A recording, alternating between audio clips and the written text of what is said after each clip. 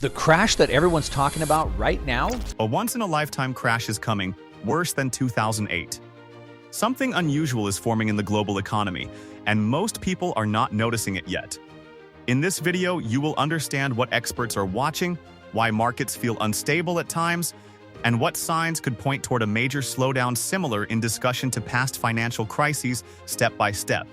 To understand the idea of a possible global economic slowdown, we need to look at how the system has grown over the past decades.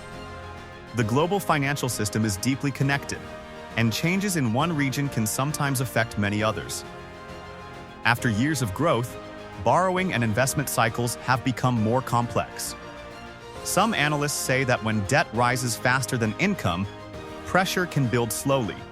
This does not always lead to a crisis, but it can increase risk in certain conditions. To understand this, imagine a family that borrows money for every new expense. At first, everything looks fine, because spending keeps life moving. But over time, repayments become harder if income does not grow at the same speed. Now apply this idea to entire economies. When governments, companies, and households all rely on borrowing, the system becomes sensitive to interest rate changes. Even small shifts in borrowing costs can influence spending and investment decisions. In recent years, many central banks increased interest rates to control inflation. This action helped slow rising prices, but it also made borrowing more expensive. When borrowing becomes expensive, some businesses may delay expansion. This can reduce job creation and slow down economic activity. Here is where things become important to watch. Financial markets do not move in a straight line. They move in cycles of growth and slowdown. Sometimes these cycles are gentle, and sometimes they are sharp. A sharp adjustment does not always mean collapse. It may simply mean that prices or demand are returning to more normal levels. However, when many sectors adjust at the same time, stress can increase. This is why analysts sometimes warn about systemic risk. Systemic risk means problems in one area spreading to others. For example, if housing markets slow, construction companies may reduce hiring. That reduction can affect workers, suppliers, and local businesses. This chain reaction is what economists study carefully. It helps them understand how small changes can become larger trends. Now let us take a simple real-world style example. Imagine a city that builds many new apartments every year. Workers earn steady income from construction projects. Shops near those sites also benefit from sales. But if new building slows down, those same businesses may feel pressure. This shows how one sector can influence many others. On a larger scale, this effect becomes more significant. But it is important to remember that economies also adapt. Governments can change policies to support growth or stabilize markets. Central banks can adjust interest rates to influence borrowing. These tools are designed to reduce extreme outcomes. However, they do not remove uncertainty. Uncertainty is always part of economic systems. That is why people follow news and data closely. Now, you might wonder what this means for the future. The honest answer is that no one can predict exact outcomes. Economies are too complex for simple answers. But we can observe patterns and prepare for different possibilities. This is where careful analysis becomes useful. It helps reduce surprises and improve decision-making. Another important factor in global markets is consumer confidence. When people feel confident, they spend more. When they feel uncertain, they save more. This simple behavior can influence entire economies.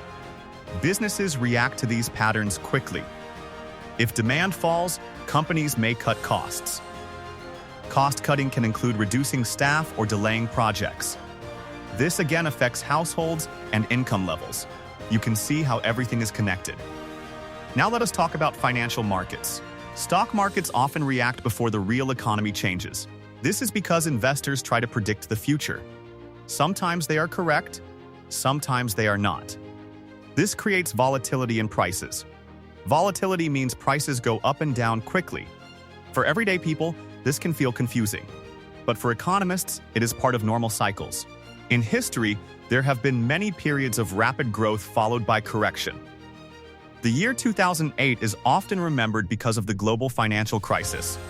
That event started in housing markets and spread globally.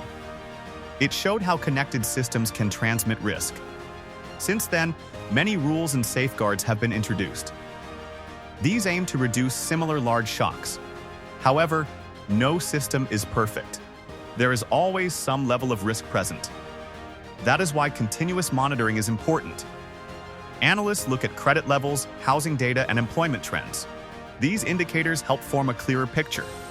But even with data, predictions remain uncertain. That uncertainty is part of economics. Let us return to the idea of a major slowdown. A slowdown does not always mean a crash. It can also mean gradual adjustment. Adjustment can be healthy for long-term stability. It allows systems to correct imbalances. Think of it like a car slowing down before a turn. Without slowing down, control becomes harder. Economies often need time to adjust to new conditions. This process can feel uncomfortable but necessary. The goal of policymakers is usually to manage this transition, not to avoid it completely, but to reduce harm. So when you hear strong headlines, it is important to look deeper. Ask what data supports it and what context is missing. This helps avoid misunderstanding complex topics. If you are still watching this far, thank you for staying with the explanation. Before we finish, let's connect everything in a simple way. The global economy works like a large web of connections. Every country, company, and market is linked in some way. When one part changes, other parts often respond. That is why global shifts can feel big even when they start small and slow. Most of the time, these changes build step by step over months or even years. People often notice the effects before they understand the cause. This is one reason economics can feel confusing. There is no single number that explains everything. Instead, experts look at many signals together, like jobs, prices, spending, trade, and credit activity. Each one gives a small piece of the bigger picture. Even then, uncertainty always exists. Markets react to news every day. Sometimes they move too fast. Sometimes they move too slow. This constant movement is normal. It is part of how financial systems adjust to new information.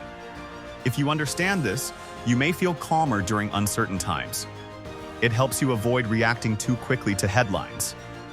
Because short-term fear often hides the longer trend. Many major economic events only make full sense when you look back later. History shows a clear pattern. Economies move in cycles of growth, slowdown, adjustment, and recovery. These cycles are not smooth, and they are not the same every time. But they do repeat in different forms across time and countries. The key idea is not to predict every move. It is to understand how the system works underneath. When you understand the structure, you understand the behavior. And when you understand the behavior, you can think more clearly beyond headlines. Economies also depend on trust. When trust is strong, growth feels easier. When trust weakens, activity slows. This does not always mean something is breaking. Sometimes it simply means change is happening in the system. Change can feel uncomfortable, but it is also necessary. Without change, systems become unbalanced. With change, they can reset and improve over time. So when you see extreme headlines, take a step back. The reality is usually more complex than a single story. Economies are built from millions of small decisions happening every day. Understanding this helps you stay informed, calm, and focused on the bigger picture. The crash that everyone's talking about right now will be worse than 2008, but not in the way almost everyone thinks it's going to happen. You see, the media has been bracing you for another crash, right? They're calling for a housing collapse, they're calling for a stock market wipeout, but that's not the real danger. This time, the bubble isn't in real estate. The bubble's not in banks. It's in a completely different sector that no one's watching. And when it pops, the crash effects will be nothing like what most people are preparing for. And here's why this is so dangerous. When the thing that everyone thinks is safe is actually the bubble, it means your savings, your retirement, and even the cash in your pocket, they're all on the firing line. Now, real quick on Mark Moss, I've built, I've invested, I've sold companies through multiple boom and bust markets. Today, I'm a partner at a leading Bitcoin venture hedge fund. And this is the same data that we're looking at to make decisions. And so I want to give it to you so you can understand why this crash is different, what the signs are that nobody sees, how you can protect and even grow your wealth while everyone else gets blindsided. So let's go.